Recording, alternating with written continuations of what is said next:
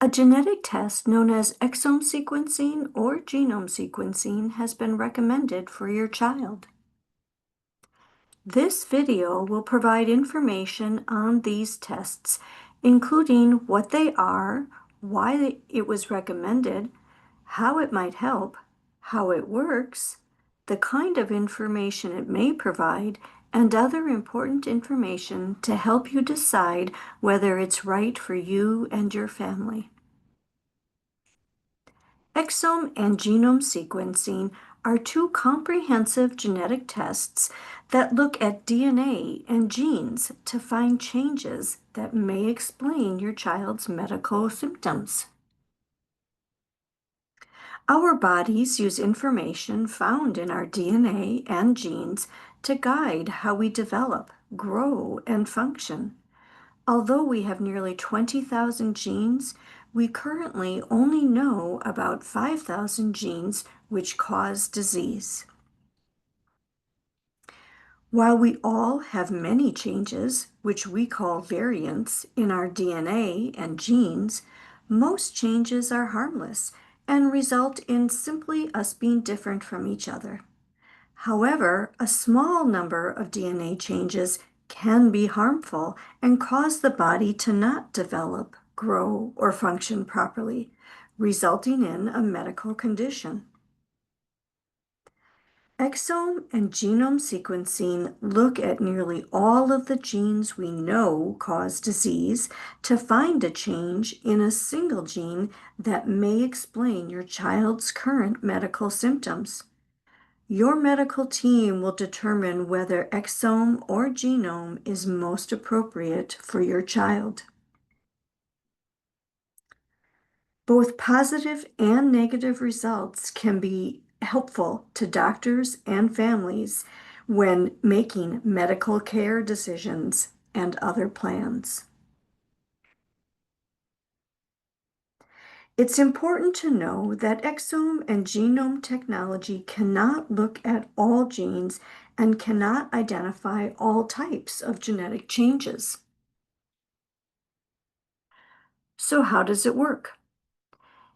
If you consent to this test, DNA samples are collected from the child and oftentimes both biological parents. Analyzing the child and biological parent samples at the same time is an important and unique aspect of exome and genome sequencing. We understand biological parents are not always available or willing to provide a sample. Blood is the preferred sample, but saliva or cheek cells can sometimes be used. It's important that family genetic relationships are correctly stated. Undisclosed adoption or uncertain paternity can impact results. Next, the DNA is analyzed. Typically, final results return in 2 weeks. However, this may vary depending on the test and the lab used. Ask your medical team when to expect results. Finally, when results are available, your medical team will discuss them with you and make a medical plan for your child. If results return after your child leaves the hospital, someone from the medical team will contact you.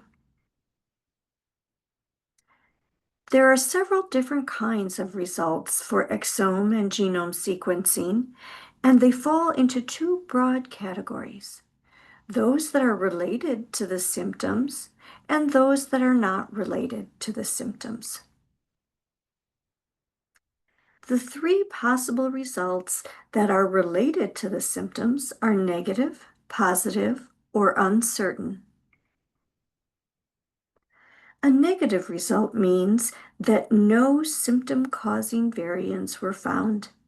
This could be because the child's symptoms do not have a single genetic cause, or because there is a genetic variant that the test could not identify. Remember, these tests do not look at every gene and cannot detect all types of variants. We do not fully understand the genetic causes of all conditions. There may still be a genetic cause for the symptoms. A positive result means a variant was detected that is thought to cause the symptoms. Often, but not always, additional information, such as what to expect over the life course and medical treatment options, are available. Positive results can have implications for other family members, including parents and siblings. Sometimes a positive result can reveal the devastating news of a life-limiting condition. An uncertain test result means a variant was detected, but it is unclear whether it is the cause of the symptoms.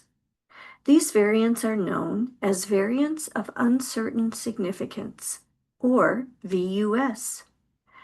People who have exome and genome sequencing often receive one or more VUS results. In most cases, a diagnosis is not made or ruled out with an uncertain result. Approximately half of children who have one of these tests receive a positive result. Said another way, approximately half of children who have one of these tests will receive a negative result. Whether the test result is positive or negative or uncertain, it may still inform medical and other decisions. Exome and genome sequencing may also yield results that are not related to the symptoms. One example is known as the ACMG secondary findings. If parents choose, the lab will analyze a specific set of genes known as the ACMG secondary finding genes. Mutations in one of these genes are known to cause or predispose a person to develop a treatable or preventable genetic condition, many of which occur in adulthood or start showing symptoms in adulthood. Examples of these conditions include specific inherited cancer syndromes and heart conditions associated with sudden death. Some parents believe this information could be valuable. Others believe knowing this information when the child is still an infant is stressful, and they don't want to know. Some healthcare institutions do not offer secondary findings. For those that do, parents are given the choice whether or not to receive ACMG secondary findings. Exome and genome sequencing may also yield incidental or unexpected findings. An incidental finding is a result that is not related to the current symptoms, but which may have health or medical implications. Finally, because biological parent samples are tested, these tests may reveal that parents are related to each other, such as being second cousins. Or these tests may reveal non-paternity. If you have questions or concerns about discrimination based on genetic information, please see the Medline Plus website to learn more about the Genetic Information Non-Discrimination Act, or GINA. GINA is a law which protects against discrimination in the workplace and with health insurance. GINA does not protect people from genetic discrimination in every circumstance. For example, GINA does not apply when an employer has fewer than 15 employees or with forms of insurance other than health insurance, such as life, disability, or long-term care. Talk to your medical team if you have concerns about genetic discrimination. Parents and caregivers experience many feelings when learning their child's results. They may feel guilt, blame, anger, or relief. These feelings can consciously or unconsciously affect the family.